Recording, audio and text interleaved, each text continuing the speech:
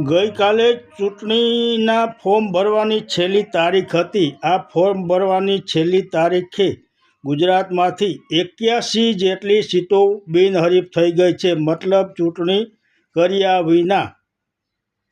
અને હજી આવતીકાલે પણ ફોર્મ પાછા ખેંચવાની છેલ્લી તારીખ છે।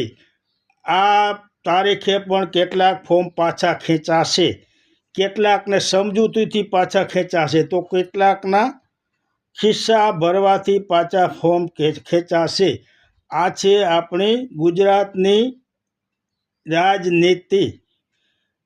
સમજી શકાય કે આમ આદમી પાર્ટી તો નવી છે, તેથી આ 81 સીટો ઉપર ઉમેદવારો ઊભા રાખી ન શકી, પરંતુ કોંગ્રેસ તો રાષ્ટ્રીય પક્ષ છે, જૂનો પક્ષ છે, તેણે કેમ આ 81 સીટો બિનહરીફ થવા દીધી અને લોકોને મતદાનથી વંચિત રાખ્યા। ભલે આ લોકો ગમે તેમાં મત દે, પરંતુ તેમને આ લોકશાહીમાં